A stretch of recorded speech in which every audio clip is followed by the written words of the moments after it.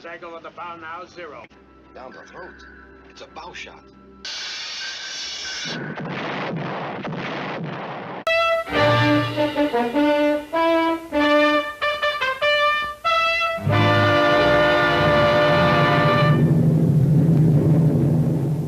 Here is the motion picture record released by the United States Navy of the havoc wrought by the Japs' sneak sky and sea raid on Pearl Harbor, America's mid-Pacific naval bastion.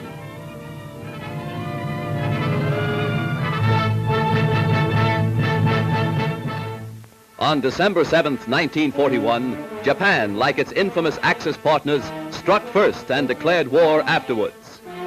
Costly to our Navy was the loss of war vessels, airplanes, and equipment, but more costly to Japan was the effectiveness of its foul attack in immediately unifying America in its determination to fight and win the war thrust upon it, and to win the peace that will follow.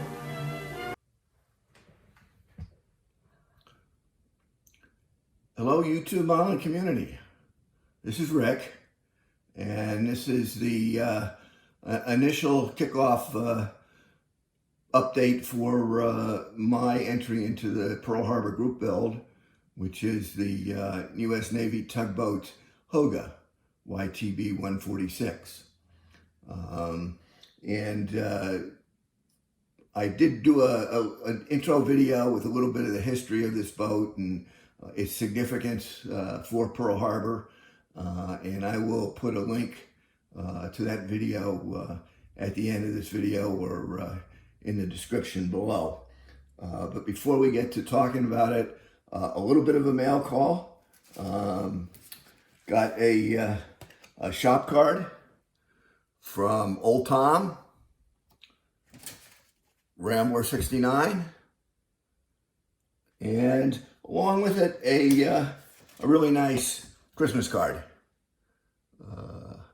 So I noticed he's been sending Christmas cards to quite a few in the community, and it's great, Tom. Thanks for doing that. Really appreciate it. And if anybody would like my shop card, I will put my email in the description below, and it's also right there.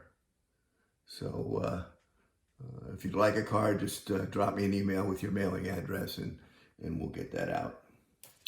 Okay, now as far as the Hoga goes, the first thing I wanted to do was kind of check the proportions. Put the model, mock it up here with some tape and tacky glue, and overall, if you look at this comparison picture, it's a pretty good fit. Especially the proportions of the bow, that's about right on. The length of the cabin is good. The fantail, the stern deck is a little bit short, but I kind of suspected that going in that this scales out at 92 feet, and the Hoga was a 100-foot tugboat. So the one thing that is a problem, or it has to be addressed anyway, is the pilot house. That's not particularly right. I've been doing a little bit more research on it. Okay, this is a blow up of the picture I was using in the last video and making my initial assessment on. And at the time, I was thinking this structure down here was part of the pilot house, and that the windows were recessed in behind it. As I looked at it more carefully and looked at other pictures of sister ships, this is actually just a canvas weather break on a handrail. And if I look a little closer, like I say, at other tugs of this class, we can see, here's that rail that had the windbreak, canvas windbreak on it.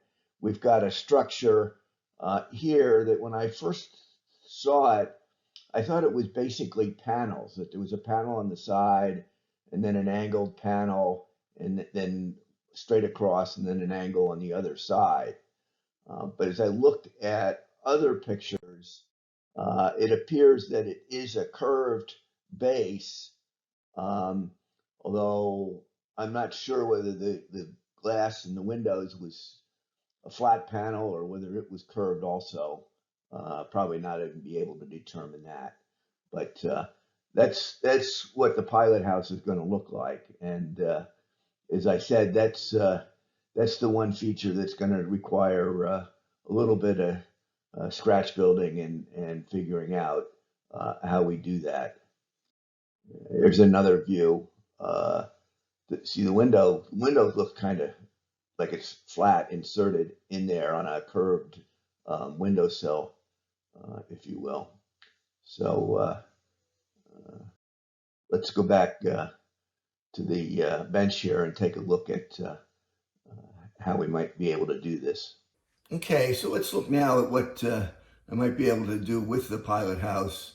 I have already taken this curved piece, the wraparound wings, and separated it from the actual pilot house, which now is getting a little closer.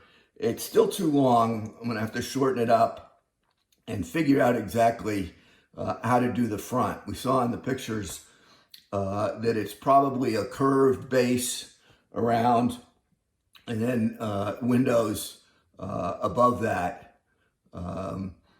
So I think they'll be able to do that and wind up getting it pretty close to what the prototype looks like. One other issue is this structure back behind the pilot house, but it's a relatively simple piece, and I think I can just trace the outline of it on some styrene and make a new upper deck and mount the pilot house on that. So that's the approach. That's what we'll start tackling, and when I have some more work done on it, we'll get back with another update. So I'd like to thank you for watching. Thanks for those that subscribed. If you're not subscribed, please do. And we'll be talking to everybody. Thanks.